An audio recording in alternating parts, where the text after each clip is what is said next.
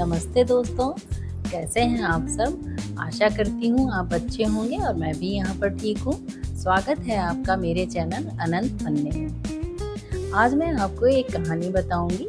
कहानी है ऐसे माता पिता की जिन्होंने प्रेम विवाह किया और वो सब संघर्ष किया, वो सब कुछ सहा, विरोध सहा परिवार का, समाज का, जो कि उसमें सहना पड़ता है, करना पड़ता है।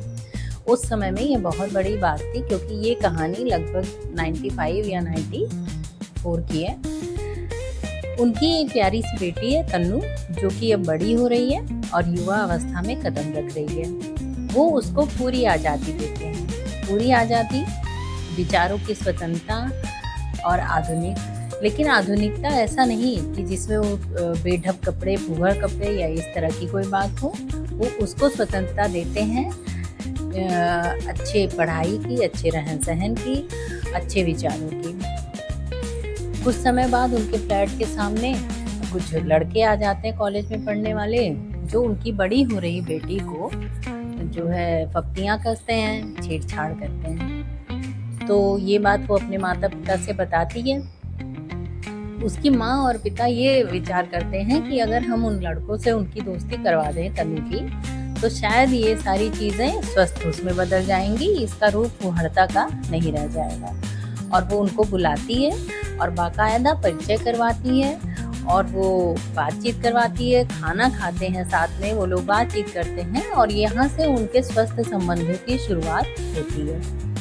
ये ऐसा सिलसिला चलने लगता है। अब जाहिर है कि ऐसा सिलसिला चलने लगेगा तो समाज के लोगों को ये चीज़ अच्छी नहीं लगेगी।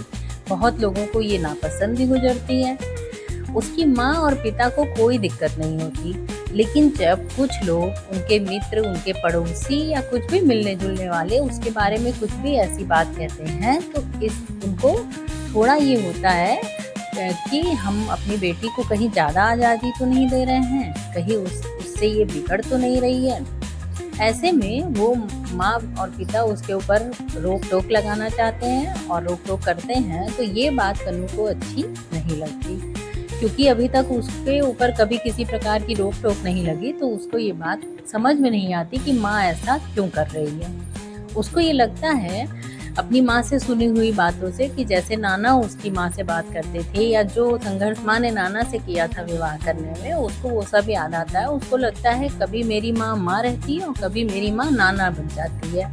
तो यही कहानी इसी कश्मकश की है, इसी द्वंद्व की है कि जो आधुनिकता और समाज के भय के बीच का द्वंद्व है, जिसमें कि लोग आधुनिक विचारों को अपना लेते हैं, आधुनिकता को अपना लेते हैं, लेकिन वो समाज से उतना डरते भी हैं, उसको कहीं छोड़ नहीं पाते हैं। दोस्तों, आज हम बात करेंगे ऐसी कहानियों के बारे में जो अपनी सहज सरल भाषा से हमारा ध्यान आकर्षित करती हैं, हमें अच्छी लगती हैं और हमें सालों साल याद रहती हैं। ऐसी कहानियाँ जो हमारे बीच की हैं, हमारा बीच मतलब मध्यम वर्गीय परिवारों के बीच की कहानियाँ हैं। आज मेरे पास है मन्नू भंडारी की कहानियों का संग्रह त्रिशंकु। त्रिशंकु 10 कहानियों का संग्रह है और जैसा कि त्रिशंकु नाम है, यह उसी स्थिति की कहानियां हैं कि जिसमें व्यक्ति अपने अस्तित्व, अपनी आत्माभिव्यक्ति और अपनी रुचि, अपनी इच्छाओं और समाज के डर, भय, समाज के दबाव से जूझता रहता है। त्रिशंकु पहचान और सामाजिक अपेक्षाओं के बीच की संघर्ष की कहानी है। मध्यम वर्गीय परिवार भले ही आधुनिक हो जाए, आधुनिकता को अपना ले, लेकिन वो हमेशा समाज से डरता है। वो हमेशा समाज को खुश भी करना चाहता है और अपनी इच्छाएं भी पूरी करना चाहता है, और ये चीज़ें हो नहीं पाती हैं। क्यों? क्योंकि दो में से एक ही खुश रहेंगे, चाहे व्यक्ति अपनी इच्छाओं को पूरा कर ले और चाहे व्यक्ति अपने समाज की इच्छाओं को पूरा कर दे। हम हमेशा इसी डर में जीते हैं कि लोग क्या कहेंगे। इर्द गिर्द ये सवाल हमेशा चक्कर काटता है। हम इसी द्वंद्व में जीते हैं और अंत में वही 4 लोग कहते हैं, राम नाम सत्य है। ये कहानियाँ उस द्वंद्व को दिखाती हैं जहाँ एक ओर समाज है और दूसरी ओर हमारे सपने और इच्छाएं हैं। व्यक्ति हमेशा अपनी अस्तित्व और समाज की अपेक्षाओं में बीच में फंसा रहता है और त्रिशंकु की स्थिति में रहता है। कहते हैं ना कि कभी किसी को मुकम्मल जहां नहीं मिलता, कभी जमीन तो कभी आसमां नहीं मिलता।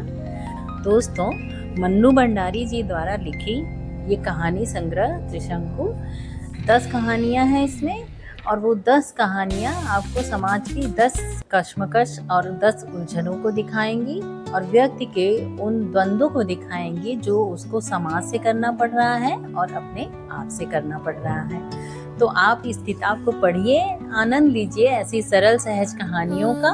और अगर मेरे चैनल पे नए हैं तो लाइक करिए, सब्सक्राइब करिए, कमेंट करिए और शेयर करिए। तब तक के लिए धन्यवाद, फिर मिलेंगे। आनंद लीजिए इन कहानियों का।